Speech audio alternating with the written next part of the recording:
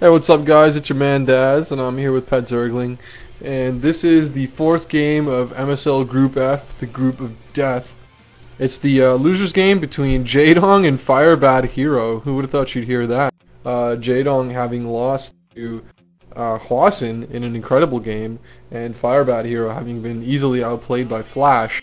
Just a quick note, if you didn't watch the last games, Hwasun actually beating Flash in the winners game.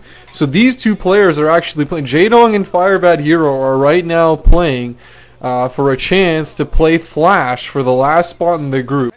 I don't know if you guys would ever expect it to have heard that. I mean, just what an incredible lineup. I mean, this is going to be an epic game, and they're both fighting for a chance to play the best Terran player in the world. I mean, I don't really know what more I can say except that. So, what are your thoughts on this game? Yeah, there's just so much to say about it, and just for sinking 1-0. Yeah, Firebad Hero Whiting. I mean, that's Jaedong. what I have to say about it. But Firebat Hero looks like a blue Terran. I hate that neutral color in the bottom, and Jaedong green Zerg in the top. And one thing I guess that I want to say from both games is, I guess it kind of surprises me, just because, it's one thing if a better... What was that? I'm pretty... Okay, I thought I saw that light on the command center was off for a suspiciously long period of time, man. I always thought he was going to send an SCV out there, but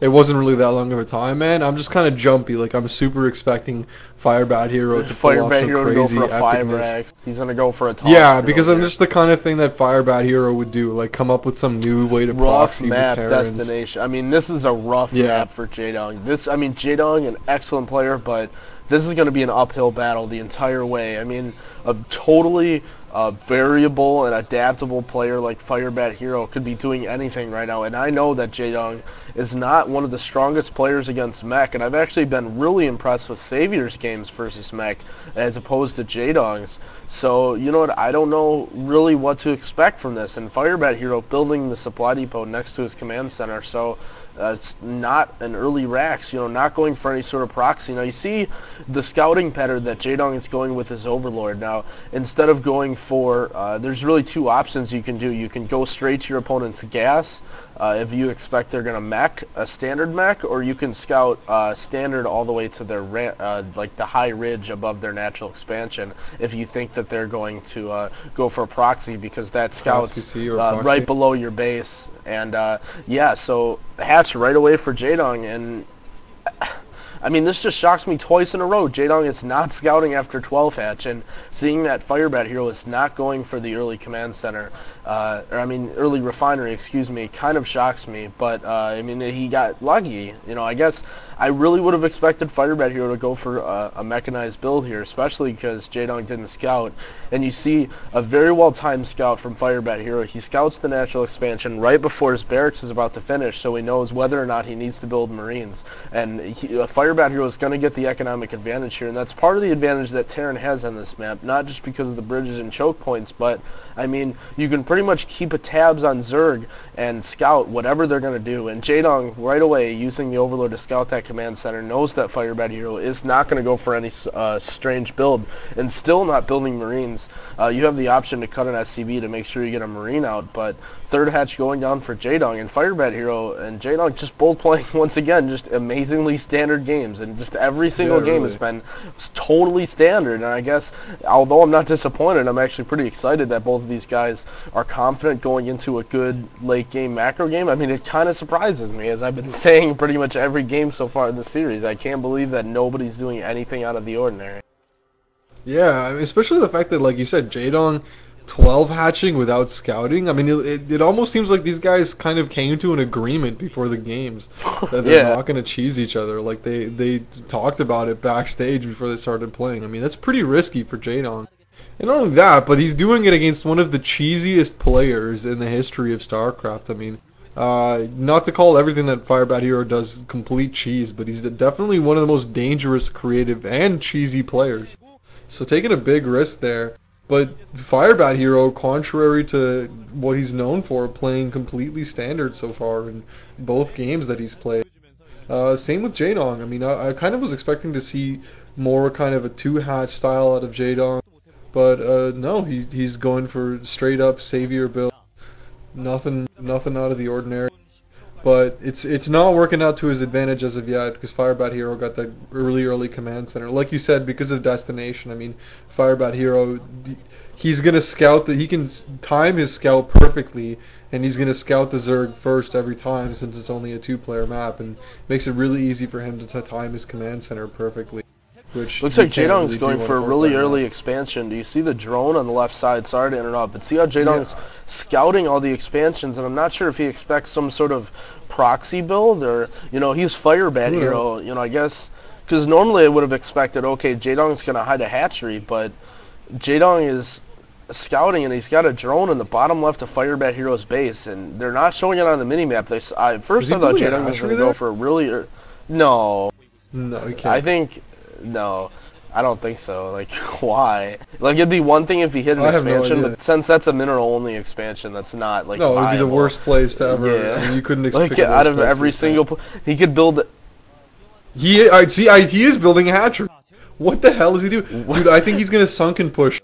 I think he's going to sunken push. Wow. If he really pulls that off, it'll probably be the most baller thing ever. I can't believe he's doing this. From Leda. I cannot believe that he's... Well, in the meanwhile, we're just going to attack your Firebat Hero moving into Jaedong's natural. What a crazy to pull game. Drones. So there goes being completely standard. I mean, who attacks with pure Marines at this point in the game? This is actually doing a lot of damage. He's lost a couple of drones here. Okay, he's just barely going to defend this. I mean, that was almost a complete fucking disaster for Jaedong. But now it's actually kind of going to work out in his favor because Firebat Hero, there's no way that he's going to be expecting a fucking hatchery being built at the bottom left behind his base. Honestly, what is he going to do about it? Yeah, it's not like you're, like, proxying something. Like, this is 7 minutes into the game, and he's building a hatchery behind Firebat Hero's base. Like, it could catch him off guard, but with what?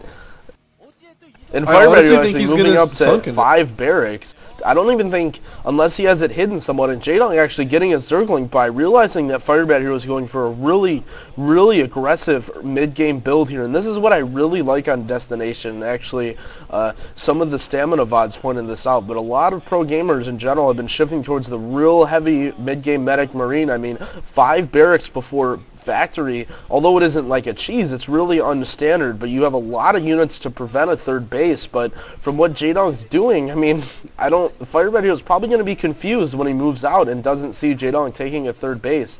And Jaedong just sees every single thing that Firebat Hero is doing. Yeah, and Jaedong's going to have Mutalisk arriving soon, and Firebat Hero actually opting not to build any turrets. So even though Firebat Hero is going to have a large force of medic Marines, he's going to be forced to pretty much sit in his base for the majority of this harassment. And oh, sorry, I thought that was an FP VOD of Firebat Hero seeing that hatchery, but, Firebat Hero moving out with his medic Marines, but he doesn't have any turrets in his base to fight off these Mutalisks, and Firebat Hero, if he wants to move out, he's going to be forced to be aggressive on Jaedong's sunken line if he wants to keep the Mutalisks out of his base.